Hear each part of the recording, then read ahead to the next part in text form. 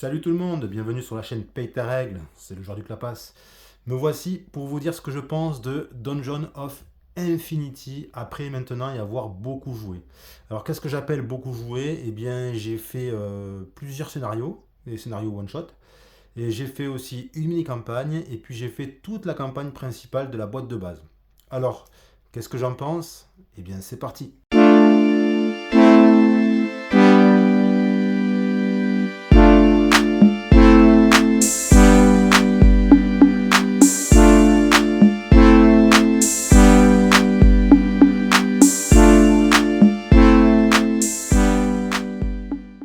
Allez, on commence par les points positifs. Alors le premier point positif que j'ai trouvé, c'est le matériel, puisqu'on a un matos qui est agréable, notamment dans l'édition de luxe que je possède. Donc on va avoir à la fois des standees et des figurines.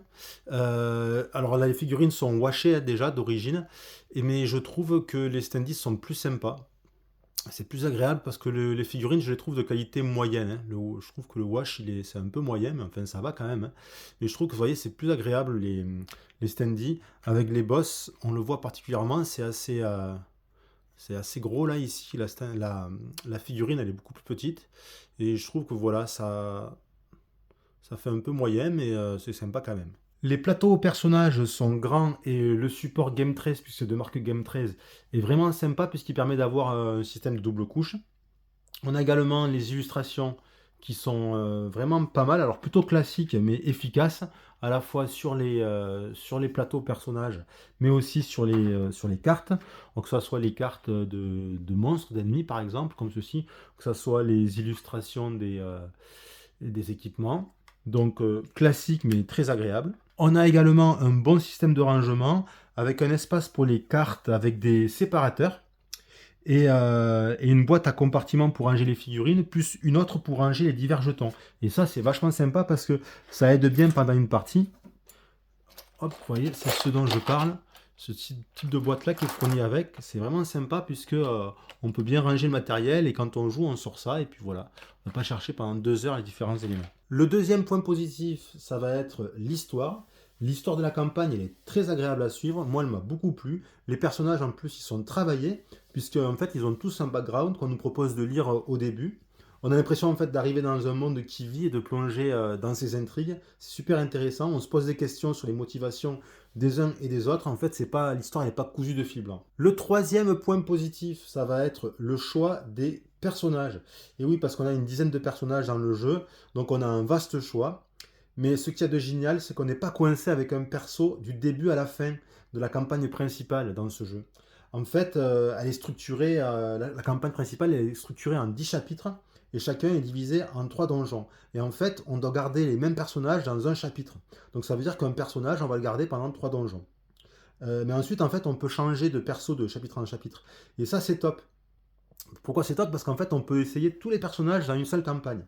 Et c'était un peu mon gros regret dans les chroniques de Drunagor. On avait plein de persos, 17 de mémoire avec les stretch goals trésor de guerre, mais en fait, on était coincé avec ces persos jusqu'à la fin. Et bien là, non, vous allez pouvoir tester tous les personnages.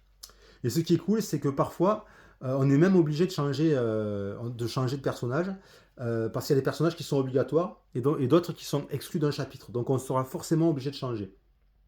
Et du coup, c'est cool parce qu'on peut être amené à changer par obligation, par goût, parce qu'il y a un perso qui nous plaît un peu moins, ou tout simplement par esprit, on va dire, roleplay, pour mieux coller à l'histoire, parce que dans certains chapitres, il y a des personnages qui interviennent plus que d'autres. Quatrième point positif, la variété des objectifs.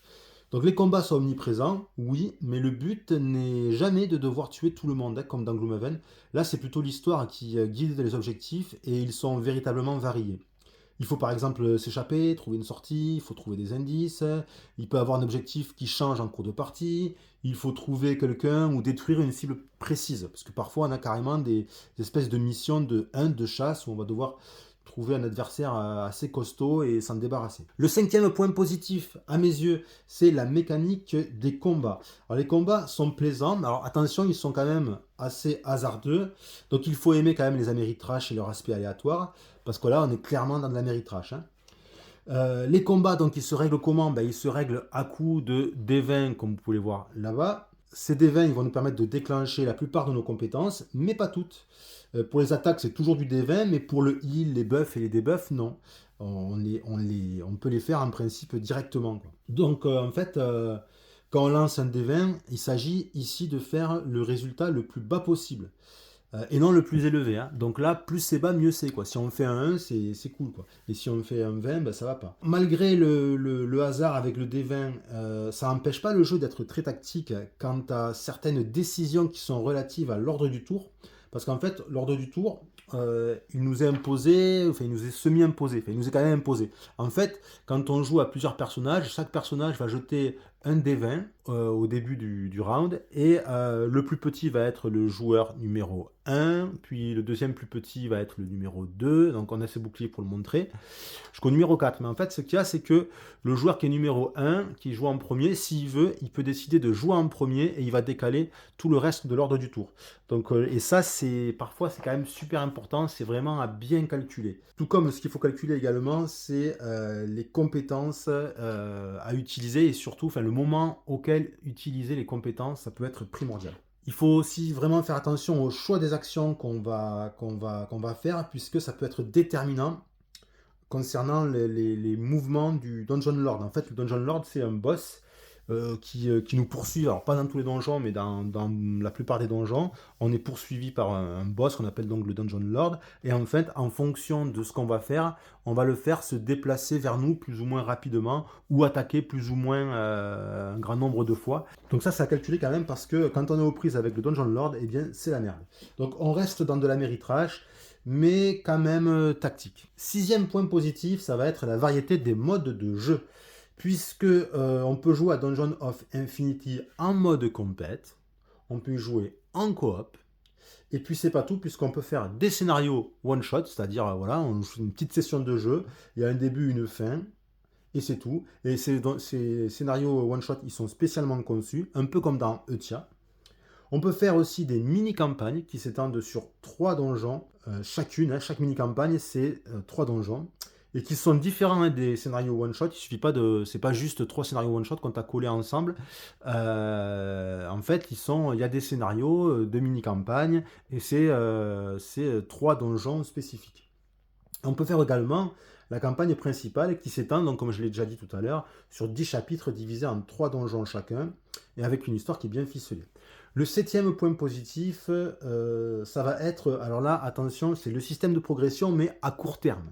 Je vais y revenir là-dessus après. Hein. Donc le système de progression à court terme, il est vraiment excellent dans sa mécanique. Pourquoi? Parce que chaque fois qu'on réussit une attaque, ou une compétence, ou une évasion, en fait, on va gagner de l'XP.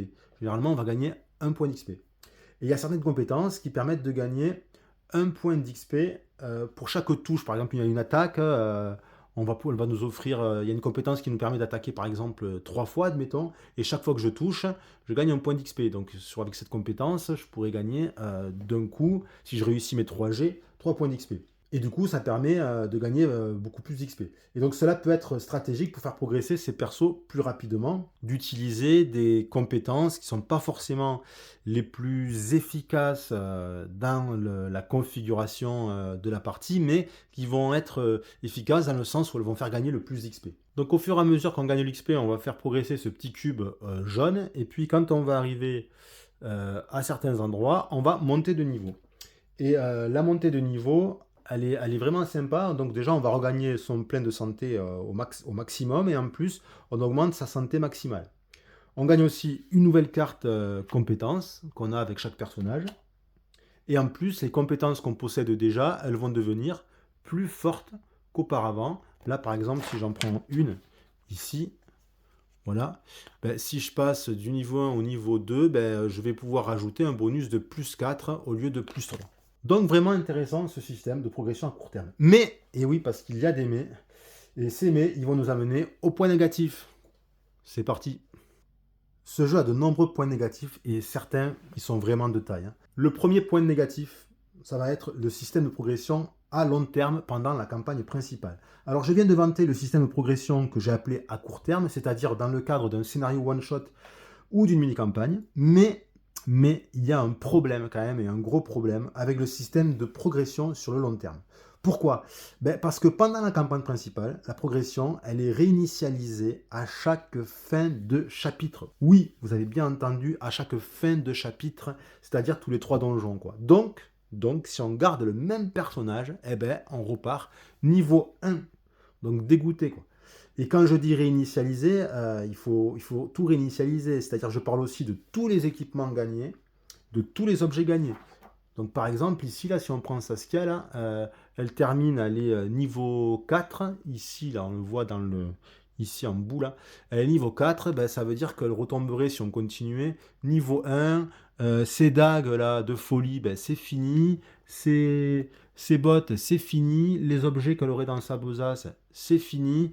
Donc voilà. Alors il y a des exceptions quand même, hein, parfois dans la campagne. Il y a des exceptions, des fois on peut garder des trucs, mais enfin bon, c'est plutôt l'exception justement. Et ça, c'est vraiment dommage, hein.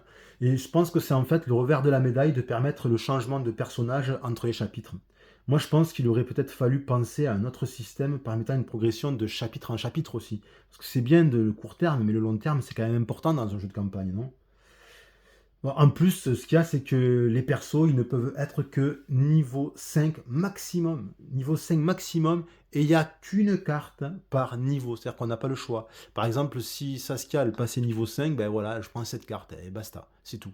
J'ai pas d'autre choix, donc ben, c'est un peu dramatique, puisque il n'y a aucun build de personnage, on ne peut pas construire son perso comme on veut, il n'y a aucune stratégie dans la construction du personnage, et ça, c'est vraiment dommage. Ça, c'est un gros point négatif. L'autre point négatif que je mettrai à ce jeu, c'est la disparition du crafting dans la campagne principale. Parce que dans ce jeu, on a un système de craft, oui, mais on l'a pas dans la campagne principale. Et ça, c'est vraiment malheureux parce que ça ampute les personnages d'une partie de leur potentiel de progression. Vous voyez, par exemple, là, ici, avec Saskia, ben, en scénario one shot ou mini campagne, je pourrais essayer de crafter ces deux choses là, ces deux objets. Mais dans la campagne principale, jamais de la vie, tu peux pas, c'est mort.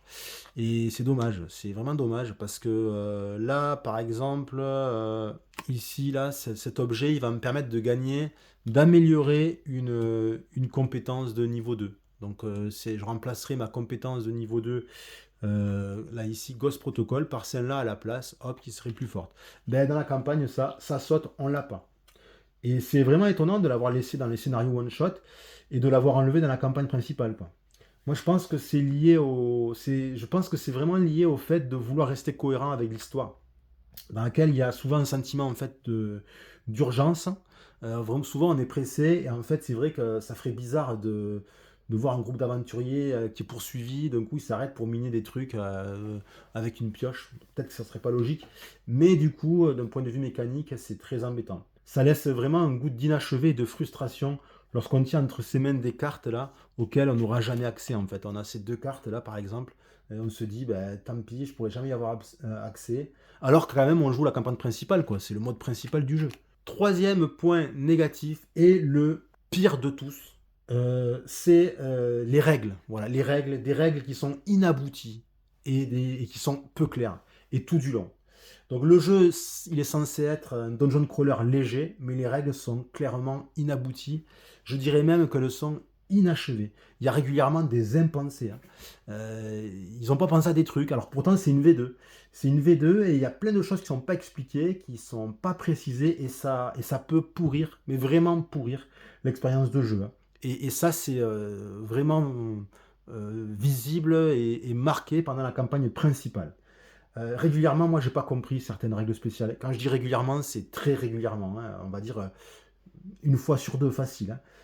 Donc, j'ai pas compris les règles spéciales et certaines de leurs interactions avec les règles communes. Et même après avoir communiqué avec l'auteur via BGG, hein, parce qu'il est très présent et ça, c'est réactif, ça, c'est à saluer. Mais alors, il y a des trucs, c'est aberrant. On se dit, mais what the fuck, quoi. Comment est-ce qu'ils n'ont pas pensé à éclaircir tel ou tel point? C'est incroyable. Des fois, tu te dis, mais c'est pas possible, ça n'a pas été testé. Ou alors, je sais pas, ils étaient tellement dans leur jeu qu'ils n'ont pas vu que quand tu connais pas le jeu, ben, il n'y a pas d'évidence, en fait. Et il y a plein de choses qui sont sous-entendues, qui sont pas dites. Et c'est pas intuitif, non, tu sais pas comment faire, en fait, tu peux pas résoudre le truc par toi-même, quoi. C'est carrément impensé. Et ça, pour moi, c'est le gros point noir du jeu, quoi. Qui peut dégoûter les gens, tu peux tout à fait concevoir qu'on prenne la boîte, qu'on la ferme et qu'on se barre faire autre chose. Gros problème là-dessus. Quatrième point négatif, c'est la difficulté et l'équilibrage qui sont mal calibrés. Pourquoi? Parce que trop liés au hasard. Alors, ce qu'il faut dire, c'est que parfois c'est trop facile, parfois c'est carrément impossible et on passe vite de l'un à l'autre. Et cela dépend souvent des circonstances, du tirage des cartes et des jets du D20, quoi. Alors, c'est frustrant, pourquoi? Parce que moi je suis pas forcément allergique au jet de dés, tout ça, hein, mais ça peut devenir frustrant parce que ben, ça manque de mécaniques qui permettent d'amender le hasard. Alors, on en a, mais c'est pas assez présent, quoi. La difficulté vient aussi de certaines règles qui sont mal équilibrées. Et je pense notamment à la mécanique du Dungeon Lord. Elle est mal équilibrée, puis elle est pas claire. Donc, en fait, une fois sur nous, le Dungeon Lord, là, ben, quand on l'a sur nous, ben, c'est difficile de pas mourir, hein. Parce qu'un Dungeon Lord, ça frappe fort, ça a une défense de malade. Et si on fait une action retraite, parce qu'il y a possibilité de faire une action retraite, ben, le problème c'est qu'on se mange une attaque. Et souvent on peut pas se permettre d'encaisser. Alors une attaque on peut, mais deux c'est pas possible quoi. À moins d'être haut level et d'être bien équipé. Mais si c'est pas le cas, c'est mort quoi. Donc si vous rejoignez sur une tuile, le donjon de Lord, ben, le plus souvent on est one shot quoi. Bon, à moins d'être vraiment avec des héros. Là, quand tu fais des combats finaux, quand t'as pu bien te stuffer, là, c'est pas la même chose. Mais bon, si tu le prends trop vite, c'est fini, quoi. Donc en fait, une fois qu'il est sur nous, la seule façon de l'éviter, c'est d'avoir une grosse chance sur un jet D20 de retraite, que le Dungeon Lord ne puisse pas attaquer parce qu'il a fait un jet trop élevé. Ou alors il faut que le personnage qui soit focus, il faut qu'il ait une compétence pour l'étourdir hein, ou pour le rendre confus, quoi. Alors oui, c'est vrai qu'il existe des façons de réduire la difficulté quand même, hein, et ces façons nous sont expliquées dans les règles, hein, mais elles rabaissent trop la difficulté en fait. Du coup, ça devient trop facile. Donc, et puis le pire de ça, c'est dans la campagne principale. Puisque normalement, ça c'est un truc de fou, normalement quand un héros meurt, ben, on a perdu et il faut recommencer. Ça c'est la règle de base. Mais il est écrit aussi que si on veut, on peut choisir une règle qui est moins hard. Et c'est quoi cette règle qui est moins hard? Ben, on nous dit que si un héros meurt, on le couche, et puis à son tour, alors son tour se termine, hein, c'est fini, on passe au prochain, et puis à son prochain tour, il va récupérer 10 points de vie, et on va le mettre sur une autre tuile juste à côté, qui est adjacente. Mais le problème, c'est que si tu fais ça, ben, ça enlève toute difficulté, quoi. On ne craint plus la mort, quoi, donc ça n'a plus trop d'intérêt. Alors ce qu'il y a, c'est que dans la campagne principale, cet élément, ben, il est pris en compte, mais que dans certains donjons. Dans d'autres rares donjons, c'est pris en compte et on nous dit que si un héros meurt, là, c'est vraiment perdu et il faut recommencer. Mais sinon, la plupart du temps, il n'y a pas, quoi. Tu peux recommencer éternellement, enfin, tu peux ressusciter éternellement. Et là, c'est la fête au village, quoi. Il n'y a plus trop d'intérêt. Donc, ce qu'il aurait fallu, c'est penser à à un autre système, quoi, pour équilibrer ou pour gérer la difficulté. Comme par exemple des points de réussite quand on finit un donjon sans mourir. Tu gagnes plus de points si tu fais sans mourir, moins de points si t'es mort. Parce qu'en plus, dans certains donjons, je vois pas comment réussir sans mourir, hein. À moins d'enchaîner les énormes coups de chance, il y a certains, c'est impossible à faire sans mourir. Je ne vois pas comment. Le cinquième point négatif de ce jeu, c'est la longueur de la mise en place des donjons dans la campagne principale. Alors, ce qu'il y a, c'est que dans la campagne principale, on enchaîne les donjons. Et il y a toujours des règles spéciales qui concernent le setup. Donc, qu'est-ce qu'il faut faire? Ben, il faut défaire le setup précédent. Il faut faire le setup du prochain chapitre. Et quand je dis qu'il faut faire le setup, c'est-à-dire que c'est pas seulement les tuiles qu'on va changer, comme vous le voyez, hein. Ça va être aussi les paquets de cartes risques. On en voit un ici, là. Faut tous les refaire parce que bon, il y en a là, on voit plus trop, mais bon, ils sont là-bas sinon. Il faut tous les refaire, il faut enlever des cartes, mettre de nouvelles cartes, mettre des cartes spéciales. Et donc ça peut prendre un certain temps. Pareil pour le deck de monstres, il faut enlever certains monstres, mettre d'autres monstres, certains nombres de monstres étoilés. Donc ça, voilà, ça peut vraiment prendre du temps. Le sixième point négatif, c'est la place de dingue qui est prise par chaque personnage qui est joué. Alors c'est vraiment une place de dingue. Alors je vais essayer de vous montrer. Voilà. Là je vais mettre mes mains. Donc de là, ici, à là, c'est la place prise par un seul personnage, le personnage de Saskia. Vous voyez? Et moi, j'ai joué à 4 personnages. Donc ça en fait, ça en fait de la place, hein. Beaucoup, beaucoup de place. Là, vous pouvez voir. Là, c'est l'autre personnage de Lona, là-bas. Et c'est pour un. Donc là, on a pour 2 personnages. Un, 2. Et la table, elle fait 1,80 m. C'est énorme. Plus le donjon en lui-même, plus les cartes de risque, plus les cartes de monstres. Alors les cartes de monstres, sont carrément, je les ai mis sur un autre bureau. Plus là-bas, quand il y a du loot, tout ça, on doit mettre sur des tuiles des petits jetons de référence et puis mettre à côté les cartes empilées de loot qu'il peut y avoir. Donc ça prend énormément de place. Alors au début, quand j'ai commencé à jouer, ça prenait tellement de place que j'avais choisi de prendre que 2 persos finalement. Donc je jouais avec 2 persos. Mais en fait, en avançant dans la campagne, il y a des donjons où on te demande, enfin on te conseille de prendre 4 persos. Donc j'ai basculé à 4 persos. Mais quand on joue à 4 persos en solo, là, faut jouer debout en fait, hein. Je passe mon temps quasiment debout parce que pour aller d'un bout à l'autre, prendre des trucs, tout ça, on n'a pas les bras assez longs. Faudrait avoir des bras de 2 mètres de long. Que retenir au final? Eh bien, que Dungeon of Infinity est un dungeon crawler qui a de réelles qualités. Son histoire, on a la variété des persos, son système de combat aléatoire mais plaisant, mais ces qualités, elles sont gâchées par des règles qui sont inabouties et peu claires, et une difficulté qui est très mal dosée. Alors, le hasard est également très présent, et ça pourrait déplaire à certains. On est clairement pas dans l'école des dungeon crawlers de type euro, hein, que j'appelle moi de type euro, comme Gloomhaven ou comme les chroniques de Drunagor. Non, non, pas du tout. On est dans de l'Améritrash. Dungeon of Infinity donne clairement l'impression que le système de jeu a été pensé pour des mini-campagnes de 3 donjons. C'est là, je pense, où il donne son meilleur.